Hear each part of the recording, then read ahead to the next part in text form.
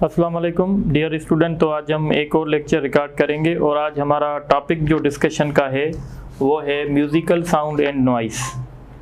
देखें, साउंड को हम दो हिस्सों में कैटेगराइज करते हैं। एक साउंड ऐसा होता है जो लिसनर का मूड अच्छा कर देता है और एक साउंड ऐसा होता है जो लिसनर का मूड जो है वो बिगाड़ देता है। तो जो साउंड लिसनर का मूड अच्छा कर देगा हम उसको म्यूज़िकल साउंड कहेंगे और जो साउंड लिसनर का मूड ख़राब कर देगा यानी अनप्लेजेंट इफेक्ट प्रोड्यूस करेगा उसको हम नॉइस कहेंगे।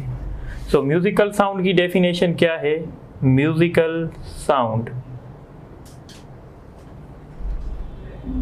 The sound which produces the pleasant effect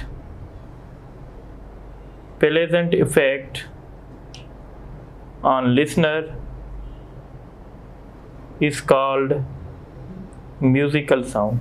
जिस तरीके से गिटार का साउंड है वो म्यूज़िकल साउंड है क्योंकि वो लिसनर को अच्छा लगता है। अच्छा, अब ये जो म्यूज़िकल साउंड होता है ये हमेशा इसमें जो वेरिएशंस होती हैं यानी इसमें जो फ्लक्चुएशंस होती हैं वो रेगुलर होती हैं। ठीक है, तो हम कहते हैं it is symmetrical, regular and having periodic fluctuation. इसमें जो वेरिएशन होगी वो पीरियोडिक वेरिएशन होंगी, फ्लक्चुएशन जो होंगी वो एक पीरियोडिक होंगी। इस तरीके से अब हम डिस्कस करेंगे noise. So what is noise? तो हम कहते हैं the sound which produces unpleasant effects on listener. The sound which produces unpleasant effect on listener is called noise। noise जो होगा ना उसमें पहली बात तो ये वो असिमेट्रिकल होगा, इरेगुलर होगा और उसमें नॉन पीरियोडिक फ्लक्चुएशन होगी। तो इसलिए हम लिखेंगे कि इट इज़ असिमेट्रिकल होगा, इरेगुलर होगा and having non-periodic फ्लक्चुएशन। उसमें जो वेरिएशन होंगी वो एक जैसी नहीं होंगी, तो हम उसको नॉइस कहते हैं। अब हम डिस्कस करने जाएंगे, जैसे अगर आप नॉइस का एग्जांपल देखें तो ओपनिंग ऑफ डोर, जब ये डोर ओपन होता है तो इससे भी एक साउंड यानी नॉइस प्रोड्यूस होता है। तो दरवाज़ा जब खुलता है या बंद होता है तो एक साउंड प्रोड्यूस होता है और वो हमें लिसनर को अच्छा नहीं लगता, इसलिए हम उसको नॉइस भी कहते हैं। और अगर आप उसका एनालिसिस करेंगे तो वो आप देखेंगे वो असिमेट्रिकल होगा, इरेगुलर होगा और उसमें नॉन पीरियोडिक फ्लक्चुएशन होगी। अब हम डिस्कस करेंगे characteristics of musical sound. Characteristics of musical sound. Musical sound की कुछ ऐसी प्रॉपर्टीज़ होती हैं जिसकी बेसिस पे हम आइसोलेट कर सकते हैं कि ये साउंड अलग है और ये साउंड अलग है, हम उसको कहते हैं कैरेक्टरिस्टिक्स। कैरेक्टरिस्टिक्स में सबसे पहले हम डिस्कस करते हैं intensity of sound. So basically आप लोगों को पता है कि साउंड एक किस्म की वेव है और वेव कुछ भी नहीं है बल्कि कैरियर ऑफ एनर्जी है। तो जब हम इंटेंसिटी की बात करते हैं तो सपोज अगर मैं सोर्स हूँ, मैं साउंड प्रोड्यूस कर रहा हूँ, तो जब मैं साउंड प्रोड्यूस करूँगा तो यहाँ से एक वेव जनरेट होगी, वो ऑल पॉसिबल डायरेक्शंस में ट्रेवल करेगी। तो इंटेंसिटी को हम कैसे डिफाइन करेंगे? तो इंटेंसिटी की डेफिनेशन है the amount of energy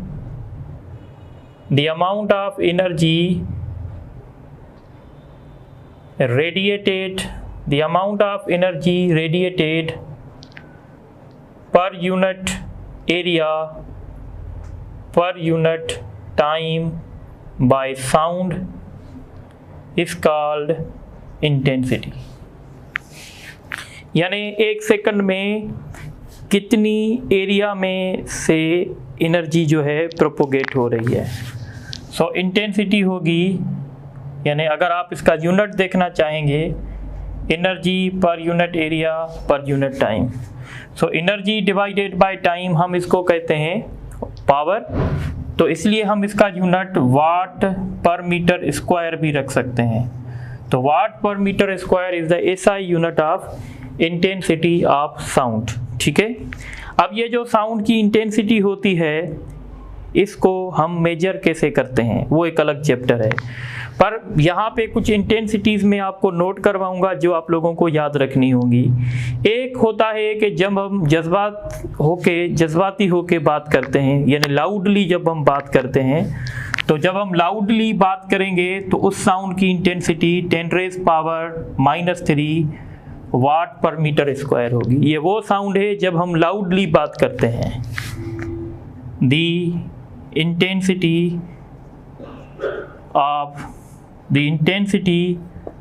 of sound when we speak loudly, जब हम लाउडली बात करते हैं। पर जब हम बिल्कुल बारीक टोन में बात करते हैं ताकि दूसरा कोई ना सुन सके, विदाउट विस्परिंग, कान में बात नहीं करें पर बिल्कुल लाइट टोन से बात करें, तो उसकी इंटेंसिटी होती है 10⁻⁷ वाट पर मीटर स्क्वायर। इसको कहते हैं कि भाई विदाउट विस्परिंग, यानी विदाउट विस्परिंग, या हम इसे कह सकते हैं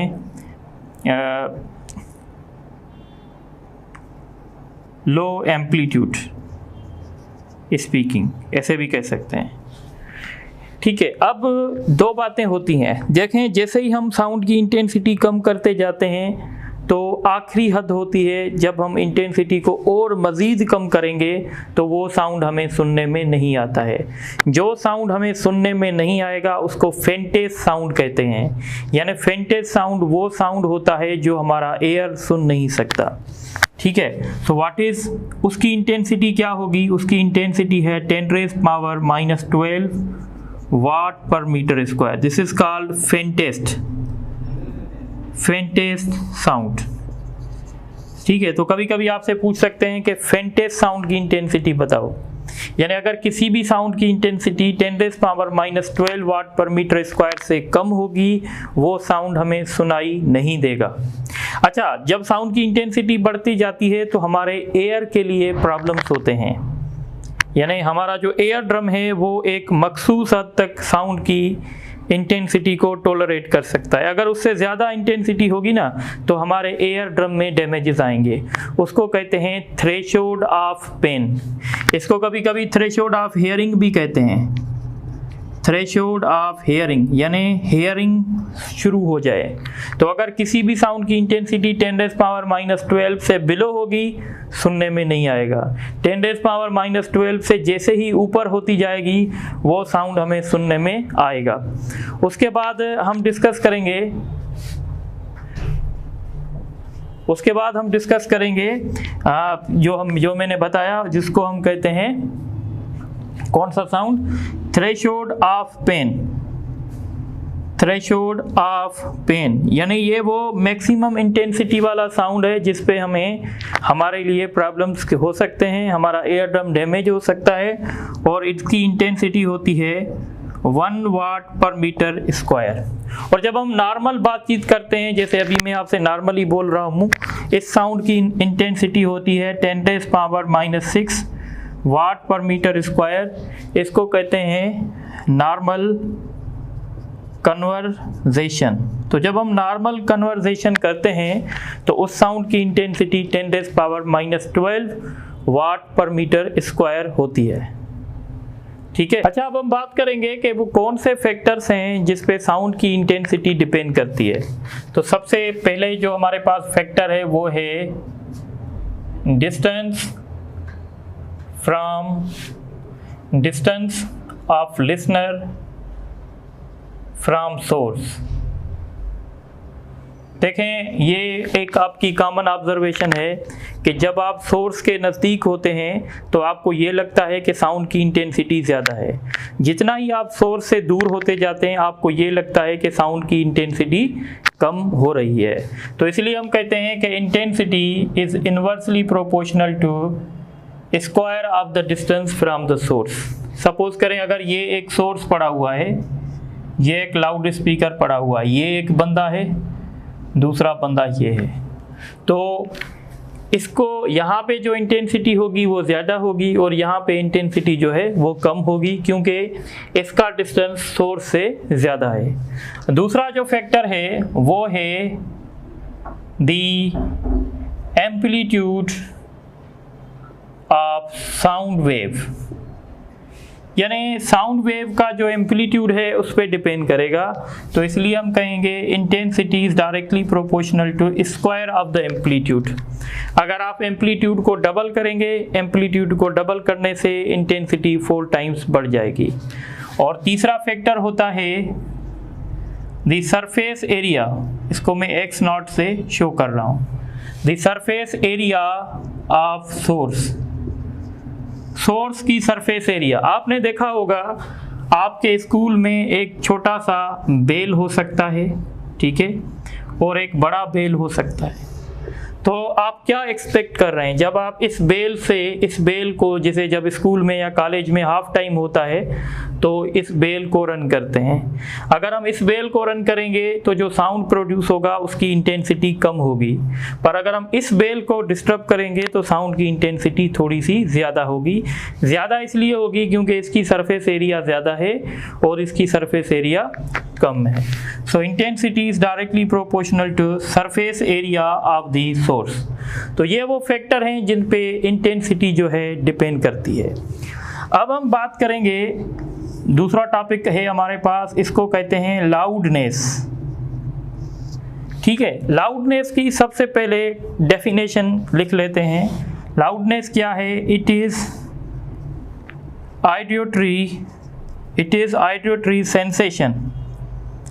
It is auditory sensation produced by sound, ठीक है, in listener. It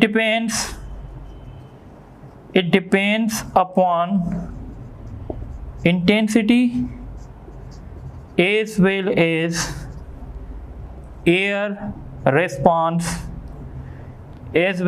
air response of human.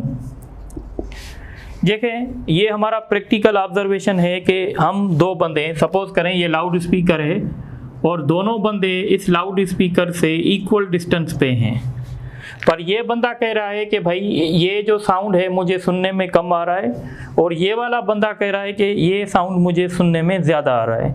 हर एक बंदे की अपनी अपनी सुनने की कैपेसिटी होती है, तो हर बंदे की जो सुनने की कैपेसिटी होती है उसको हम लाउडनेस कहते हैं। इंटेंसिटी एक प्योर फिजिकल क्वांटिटी होती है, यानी वो लिसनर पे डिपेंड नहीं करती है, पर जो लाउडनेस है वो लिसनर पे डिपेंड करती है। तो लाउडनेस की सिंपल डेफिनेशन ये है कि साउंड कितनी अच्छे तरीके से हमारे लिसनर को सुनने में आ रहा है। So the auditory sensation produce by the sound in listener, यानी इस साउंड ने लिसनर में को कितना ऑडिटरी सेंसेशन प्रोड्यूस किया। अगर ज़्यादा ऑडिटरी सेंसेशन प्रोड्यूस किया तो हम कहेंगे लाउडनेस ज़्यादा है, अगर कम प्रोड्यूस किया तो हम कहेंगे लाउडनेस कम है। लाउडनेस जो होगी वो डिपेंड करेगी इंटेंसिटी पे। अगर इंटेंसिटी साउंड की ज़्यादा होगी डेफिनेटली लाउडनेस भी ज़्यादा होगी, पर ये ह्यूमन एयर के रिस्पांस पे भी डिपेंड करेगी। अगर एक आदमी बहरा है जिसको सुनने में कम आ रहा है, बहुत कम आ रहा है, तो भले आप कितनी भी इंटेंसिटी साउंड की बढ़ा दो वो कहेगा भाई नहीं मुझे सुनने में नहीं आ रहा। तो लाउडनेस को आप थोड़ा सा समझ लें। लाउडनेस का जो SI यूनिट है, इट्स SI यूनिट इज सोन। सोन जो है वो लाउडनेस का SI यूनिट है, और ये आपको याद रखना चाहिए 1 सोन जो होता है वो 40 डेसिबल के बराबर होता है at the frequency of 1000 hertz. Frequency बहुत इंपॉर्टेंट है। देखें एक साउंड हमारे पास है, उसकी इंटेंसिटी भले कितनी भी हो पर वो हमें सुनने में नहीं आ रहा, तो इसका मतलब है वो साउंड या तो इंफ्रासोनिक है, वो साउंड या तो अल्ट्रासोनिक है। आपको पता है अल्ट्रासोनिक साउंड भी हम सुन नहीं सकते, इंफ्रासोनिक साउंड भी हम सुन नहीं सकते। तो इसलिए हम कहते हैं कि एक साउंड जो है वो 40 dB के बराबर है, पर तब जब हम उसकी फ्रीक्वेंसी 1000 हर्ट्ज रखेंगे। पर अगर हम उसकी फ्रीक्वेंसी को चेंज करेंगे तो फिर एक साउंड 40 dB के बराबर नहीं होगा, कुछ और वैल्यू के बराबर होगा। बहरहाल इतना डिटेल में नहीं जाना है, आपको ये बात याद रखनी है। अब आप ये नोट करें तो फिर आगे डिस्कस करते हैं। अच्छा, अब हम डिस्कस करेंगे वेबर फ्रेंचनल लॉ। देखें अभी आपने देखा सुना, मेरा लेक्चर जो मैंने दिया अभी उसमें मैंने बताया कि भाई अगर आप इंटेंसिटी को बढ़ाओगे तो लाउडनेस भी बढ़ेगी। अब हम इनका रिलेशन देखना चाहते हैं। क्या ऐसा होता है कि अगर हम इंटेंसिटी को डबल कर दें तो लाउडनेस भी डबल हो जाए? तो ऐसा नहीं होता है। हम कहते हैं इनका जो रिलेशनशिप आपस में है वो लॉगरिथम के हिसाब से है। यानी इसका मतलब ये है कि हम कहते हैं कि loudness is directly proportional to logarithm of intensity, यानी the loudness is directly proportional to the log of intensity, यानी intensity is directly proportional, loudness is directly proportional to logarithm of intensity। इसको कहते हैं Weber Fechner law. Loudness is directly proportional to logarithm of intensity. इसका मतलब ये है कि अगर हम लाउडनेस को डबल करना चाहते हैं तो लाउडनेस को डबल करने के लिए हम इंटेंसिटी को 100 टाइम्स बढ़ाएंगे, क्योंकि जब हम इंटेंसिटी को 100 टाइम्स बढ़ाएंगे तो 100 का लॉगरिथम 2 निकलेगा। इस हिसाब से हमारी कैलकुलेशन होगी। अब हम एक और टर्म डिस्कस करेंगे जिसको कहते हैं इंटेंसिटी लेवल। इंटेंसिटी लेवल मतलब हम दो साउंड्स की लाउडनेस को कंपेयर करवाना चाहते हैं। जब हम दो साउंड की लाउडनेस को कंपेयर करवाएंगे तो बेसिकली हम इंटेंसिटी लेवल निकाल रहे हैं। जब हम दो साउंड की लाउडनेस को कंपेयर करवाते हैं तो हमें क्या होता है, एक साउंड हमारे लिए रेफरेंस पॉइंट होता है और उस साउंड को कहते हैं हम थ्रेशोल्ड ऑफ हेयरिंग, यानी जिसकी इंटेंसिटी 10⁻⁻12 थी। तो हम किसी भी साउंड को कंपेयर करवाते हैं थ्रेशोल्ड ऑफ हेयरिंग से, तो uस हिसाब से हम कैलकुलेट करते हैं। यानी हम सिंपली कह सकते हैं it is the difference between the loudness of a sound जिसकी इंटेंसिटी आई है सपोज करें, and loudness of threshold of hearing जिसको हम I0 से शो करते हैं। यानी अगर आप डिफरेंस निकालना चाहेंगे लाउडनेस का तो इसको हम कहेंगे इंटेंसिटी लेवल। तो यहाँ पे हम लिखेंगे लॉग आई। लॉग आई मतलब ये उस साउंड की इंटेंसिटी होगी जिसको हमें कंपेयर करवाना है, और माइनस लॉग I0। I0 मतलब ये थ्रेशोल्ड ऑफ हेयरिंग है जिसकी इंटेंसिटी 10⁻⁻12 होती है। लॉगरिथम में आप एक उसूल आप पढ़ते हैं, अगर माइनस हो रहा है इसका मतलब है डिवाइड होगा, तो आप इसको ऐसे लिख सकते हैं I/I0। इंटेंसिटी लेवल का जो यूनिट होता है SI यूनिट वो बेल होता है। The SI unit of intensity level is bel. Bel is the SI unit of intensity level. Bel बड़ा यूनिट है तो आप इसका छोटा यूनिट लिख सकते हैं। छोटा यूनिट के लिए मैं क्या कर रहा हूँ, 10 से मल्टीप्लाई कर रहा हूँ। जब मैं 10 से मल्टीप्लाई करूँगा ना तो अब ये यूनिट बेल से डेसीबेल बन जाएगा जिसको हम dB कहते हैं। तो जब हम, क्योंकि आपको पता है कि जब हम डेसी यूज़ करते हैं तो हम 10 से मल्टीप्लाई करते हैं, तो इसका मतलब है हमने अब डेसीबेल यूनिट जो है यूज़ किया हुआ है। इस पर न्यूमेरिकल्स भी आएंगे, पर एक बात यहाँ पे आप समझ लें। देखें, एक हमारे पास साउंड है जिसकी इंटेंसिटी सपोज करें 10⁻⁻⁻ 6 है, और एक दूसरा साउंड है जिसकी इंटेंसिटी 10⁵ है। ठीक है, अगर हम इस साउंड की इंटेंसिटी लेवल निकालेंगे तो हम कैसे निकालेंगे? 10 multiplied by log I upon I0। तो I की जगह में क्या रखूंगा? I की जगह रखूंगा 10⁻6 और नीचे रखूंगा 10⁻12। तो इसकी जो इंटेंसिटी यानी ऊपर जाएगा तो +6 होगा, log 10⁻6 और 6 का log 10⁻6 का log 6 आएगा, तो इसकी इंटेंसिटी है 60 डेसिबल। अच्छा, अब आप देखें कि ये वाला जो साउंड है इसकी इंटेंसिटी थी 10⁻6, इसकी इंटेंसिटी है 10⁻5।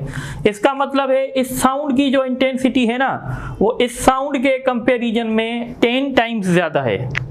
कितने टाइम्स ज़्यादा है? 10 टाइम्स ज़्यादा है। अब अगर आप इसकी इंटेंसिटी लेवल निकालेंगे तो इसकी इंटेंसिटी लेवल होगी 10⁵, 10⁻12। तो इस हिसाब से आप निकालेंगे तो इसकी हो गई 70 डेसिबल। अब यहाँ पे मैं आपको एक काम की बात बताने वाला हूँ।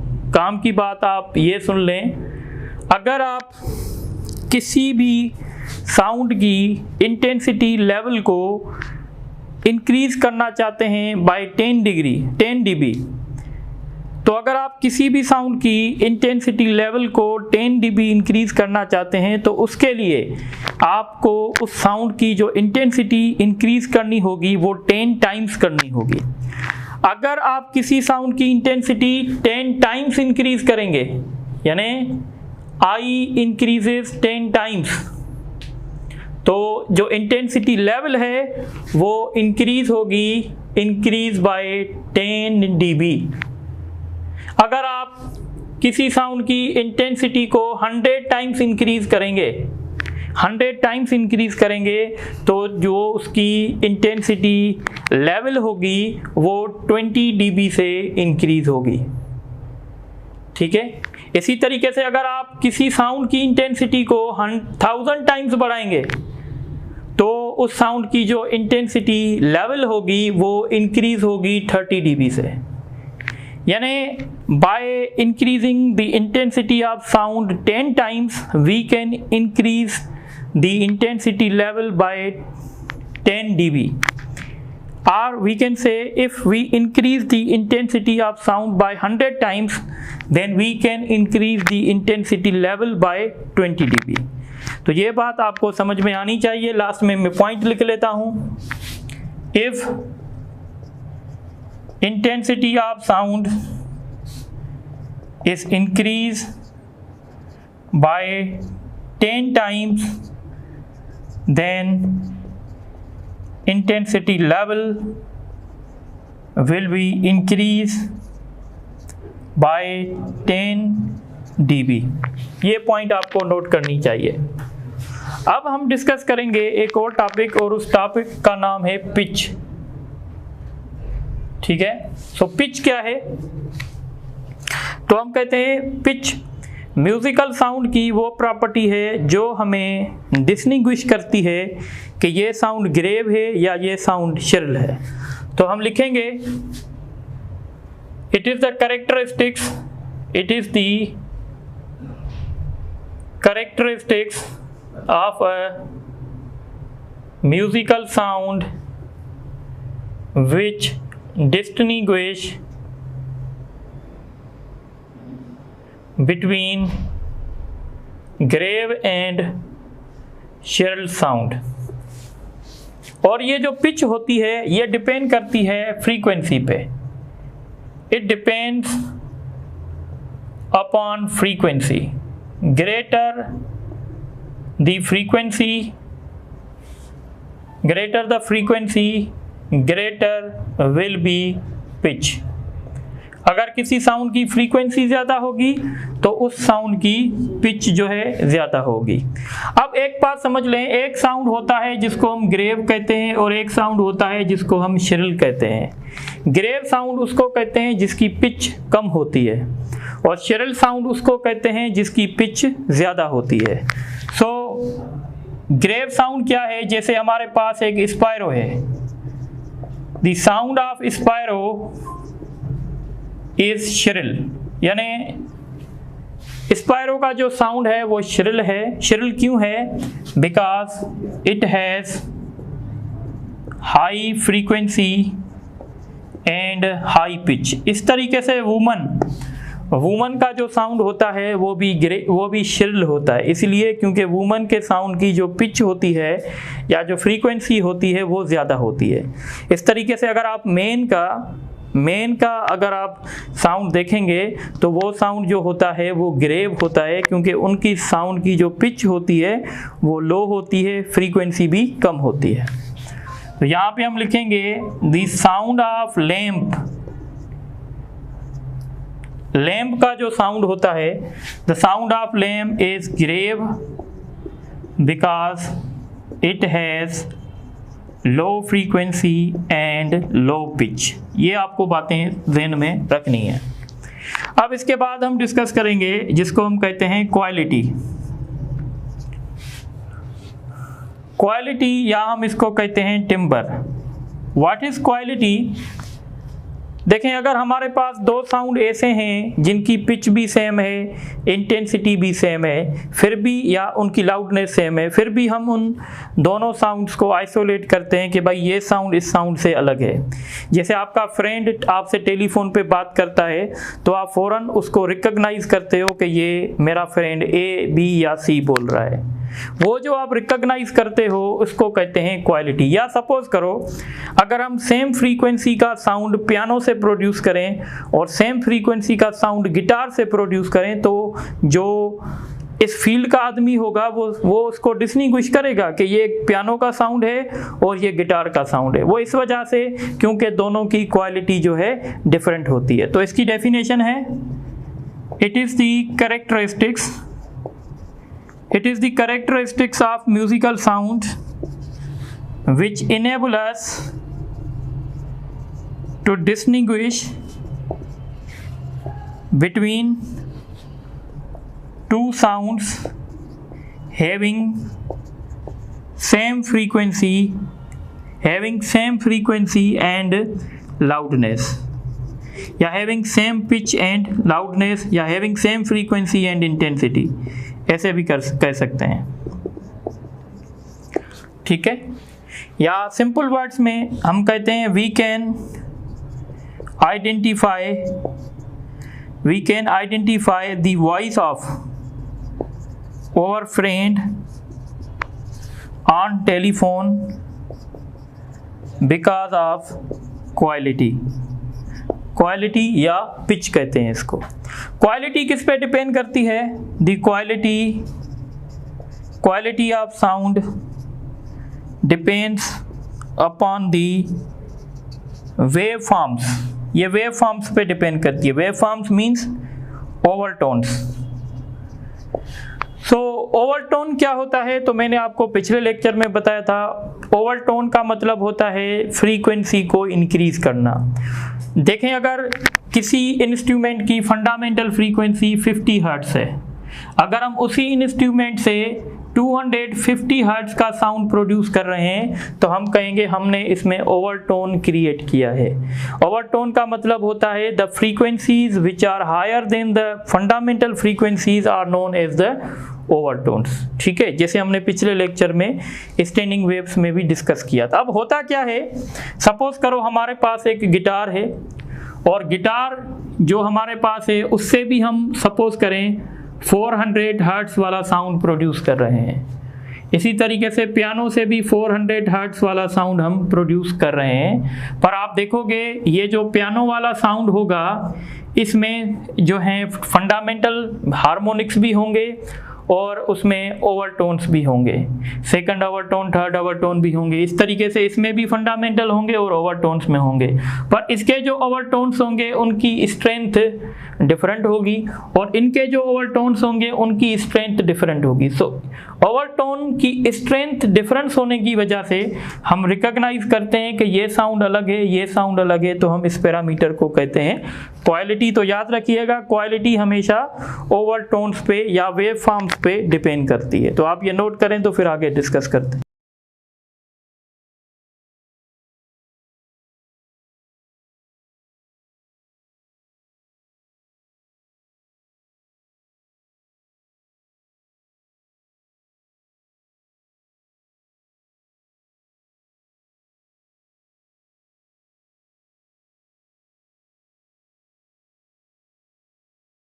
अच्छा, अब ये कुछ MCQs हैं। जैसे MCQs नंबर 1 है, the intensity of normal conversation. Normal conversation की इंटेंसिटी मैंने बताई थी 10⁻⁻6 होती है।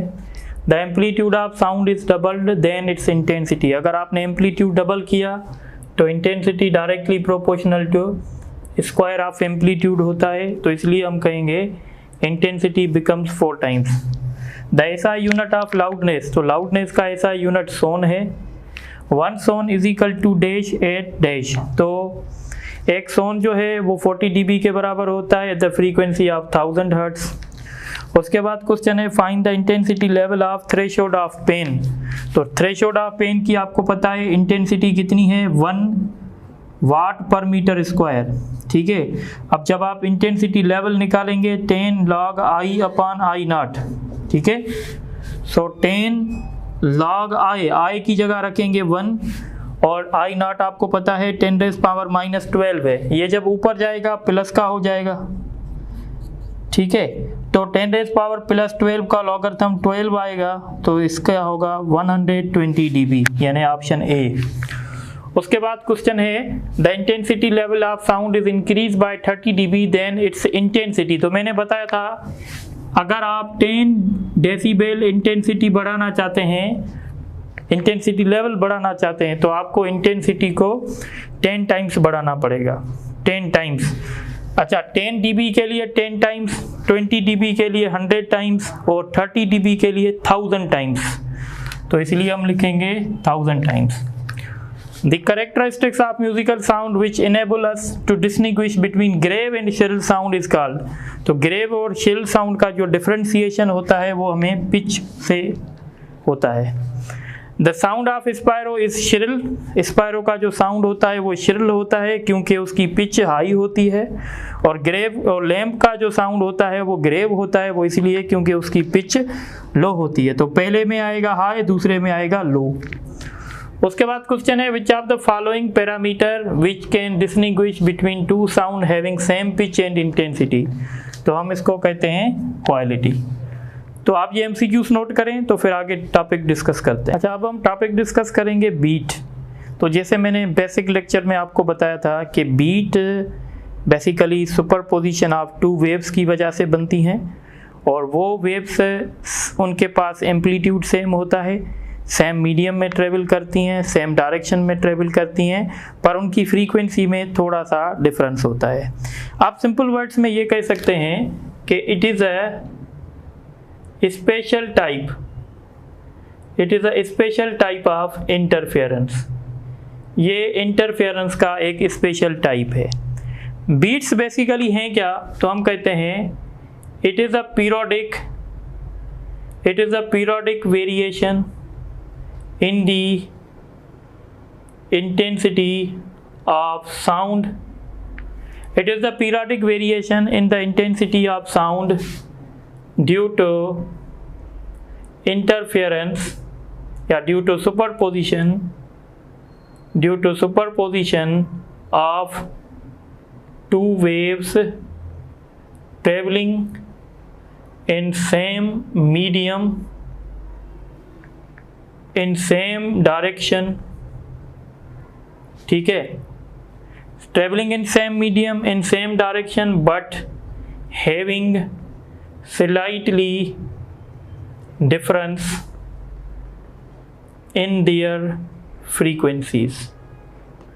ठीक है, यानी अगर 2 वेव्स सेम मीडियम में सेम डायरेक्शन में ट्रेवल करेंगी पर उनकी फ्रीक्वेंसी में थोड़ा सा डिफरेंस होगा तो वो बीट्स प्रोड्यूस करेंगी। भाई बीट्स होती क्या हैं, तो बीट्स ऐसा फेनोमेना होता है, आप एक सिंगल साउंड ही सुनेंगे पर अचानक से उसकी इंटेंसिटी बढ़ जाएगी और एकदम से उसकी इंटेंसिटी कम हो जाएगी। जहाँ पे उसकी इंटेंसिटी बढ़ेगी वहाँ पे 2 वेव्स कंस्ट्रक्टिवली इंटरफेरेंस कर रही होंगी, और जहाँ पे उनकी इंटेंसिटी कम हुई होगी वहाँ पे 2 वेव्स ने डिस्ट्रक्टिव इंटरफेरेंस की होंगी। यानी इस तरीके का कोई ग्राफ मिलेगा आपको जिसमें आप बिल्कुल पीरियोडिक वेरिएशन देखेंगे साउंड की इंटेंसिटी में, इस तरीके की देखेंगे। तो आप देख रहे हैं कंटिन्यूअसली साउंड की इंटेंसिटी डिक्रीज हुई, फिर अचानक से इंक्रीज हुई, और फिर ये डेंसिटी, फिर ये जो इंटेंसिटी है जो है डिक्रीज होगी और फिर दोबारा इंक्रीज होने लगेगी। तो ये जो पीरियडिक वेरिएशन हो रही है साउंड की इंटेंसिटी में, हम इसको कहते हैं बीट्स। ठीक है, और यहाँ पे एक टर्म होती है जिसको हम कहते हैं the number of beats in 1 second. The number of beats in 1 second is called beat frequency. यानी 1 सेकंड में कितनी बीट्स प्रोड्यूस हुई, हम उसको कहते हैं बीट फ्रीक्वेंसी। थोड़ी बात समझें, देखें, अगर 1 सेकंड में एक मर्तबा साउंड हाई से हाई हुआ, एक मर्तबा साउंड हाई से फिर हाई पे आया, तो इसका मतलब है कि ये एक बीट प्रोड्यूस हुई। अगर 1 सेकंड में 2 मर्तबा साउंड जो है वो अपनी पीक पॉइंट को क्रॉस कर रहा है, साउंड का जो वेव का जो प्रोफाइल है, अगर वो 1 सेकंड में 2 मर्तबा अपनी पीक को क्रॉस कर रहा है तो हम कहेंगे 2 बीट्स प्रोड्यूस हुए हैं। अगर 1 सेकंड में 3 मर्तबा आया है तो हम कहेंगे 3 बीट्स प्रोड्यूस हुए हैं। So number of beats in 1 second is called the beat frequency.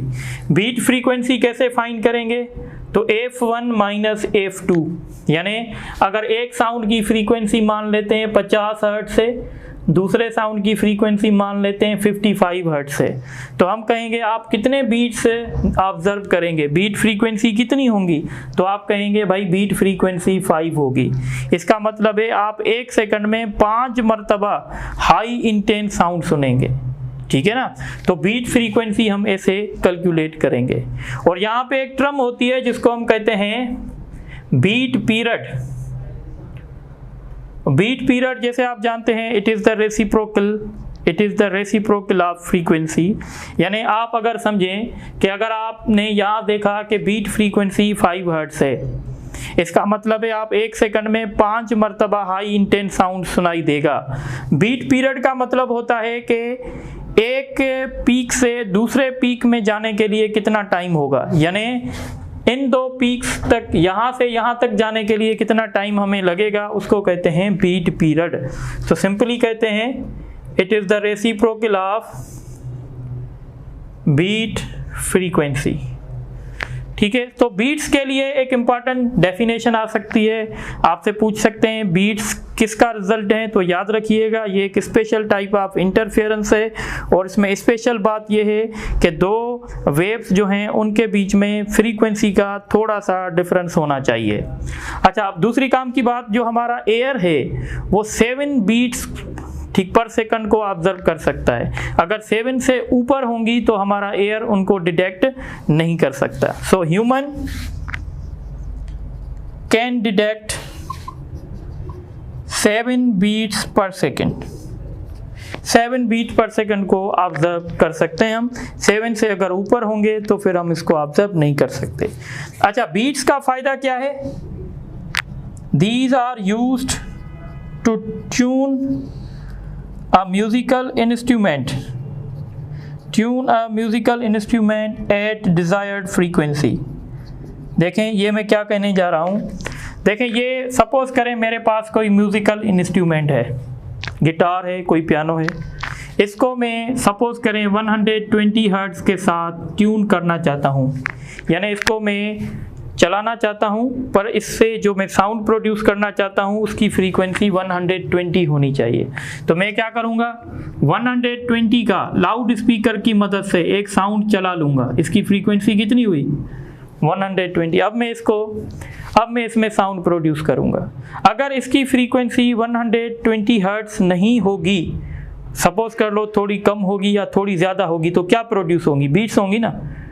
पर अगर इसकी फ्रीक्वेंसी एग्जैक्टली 120 हर्ट्ज हो गई तो आप देखेंगे आप बीट्स ऑब्जर्व नहीं करेंगे। तो अगर बीट्स प्रोड्यूस नहीं हो रही तो इसका मतलब है इसकी फ्रीक्वेंसी भी 120 हर्ट्ज हो चुकी है। तो ये बीट्स की एप्लीकेशन है। अब आप इसको नोट करें तो इस पर कुछ एमसीक्यूज करते हैं। अच्छा, आप ये एमसीक्यूज देख लें। Beats are the special case of, तो हमने डिस्कस किया था बीट्स इंटरफेरेंस का स्पेशल केस है। दूसरा क्वेश्चन है, in order to produce the beats two sound wave have slightly difference between their frequencies, यानी फ्रीक्वेंसीज में थोड़ा सा डिफरेंस होना चाहिए। A tone of 520 hertz is tuned with the tone of 525 hertz, find the number of beats in 2 seconds. 1 second में कितनी beats produce होंगी, तो आप बीट फ्रीक्वेंसी निकालेंगे। बीट फ्रीक्वेंसी कैसे मिलेगी, 225 माइनस 520 यानी 5, तो 5 बीट्स 1 सेकंड में होंगी। ये आपसे 2 सेकंड में पूछ रहे हैं, तो आप इस 5 को 2 से मल्टीप्लाई करेंगे तो 10 हो जाएगा। उसके बाद दूसरा क्वेश्चन है, an unknown tone which tuned with a tone of 50 hertz 10 beats are produce. यानी देखें, अगर 50 हर्ट्ज के साथ आपने ट्यून किया ना, तो इसका मतलब है इसकी फ्रीक्वेंसी या तो 510 होगी या तो 490 होगी। ठीक है, इफ इट इज ट्यून्ड, पर उसी को ही जब हमने 550 के साथ ट्यून किया तो 5 बीट्स प्रोड्यूस हुई, तो इसका मतलब होगा इसकी फ्रीक्वेंसी अब या तो 520 हर्ट्ज होगी या तो 510 होगी। तो हम वो वैल्यू उठाएंगे जो दोनों में कॉमन होगा, जो दोनों कंडीशन को सेटिस्फाई करेगा। तो यहाँ पे जो दोनों कंडीशन को सेटिस्फाई करेगा वो है 510। दोबारा देख लें, इसके साथ जब हमने ट्यून किया तो 10 बीट्स प्रोड्यूस हुई, इसका मतलब है इसकी फ्रीक्वेंसी 10 नंबर ऊपर भी हो सकती है, 10 नंबर नीचे भी, यानी 510 भी हो सकती है, 490 भी हो सकती है। पर जब हमने इसको ट्यून किया 515 के साथ तो 5 बीट्स प्रोड्यूस हुई, इसका मतलब है इससे 5 नंबर ऊपर 5 नंबर नीचे, तो 5 नंबर ऊपर 520, 5 नंबर नीचे 510, तो दोनों केसेस में 510 कॉमन है, इसलिए इसका ऑप्शन होगा 510। उसके बाद क्वेश्चन है, when a tone is tuned with a tone of 230 it produce 5 beats, find the frequency. अगर 5 बीट्स प्रोड्यूस हुई हैं तो इसकी फ्रीक्वेंसी 235 भी हो सकती है, 225 भी हो सकती है, तो इसका option both A and B होगा। अब लास्ट क्वेश्चन देखें, 2 sounds having wavelength 10 meter and 20 meter are tuned and produce 20 beats, find the speed of sounds. तो बीट फ्रीक्वेंसी का फार्मूला f1 माइनस f2, ये 20 है, और फ्रीक्वेंसी कैसे मिलती है, स्पीड अपान वेवलेंथ। स्पीड दोनों की सेम होगी क्योंकि मीडियम सेम है, 1/10 माइनस 1/20। यहाँ पे इनका एलसीएम क्या होगा, एलसीएम 200, एलसीएम इसका 20 होगा, तो ये 2 माइनस 1 होगा, तो इसका मतलब है ये 20 इज इक्वल टू v/20, 20 वहाँ जाके मल्टीप्लाई करेगा तो 400, तो इसका ऑप्शन डी होगा। इस तरीके से आज के लेक्चर में इतना ही है, फिर इंशाल्लाह नेक्स्ट क्लास में डिस्कस करेंगे। Thank you very much.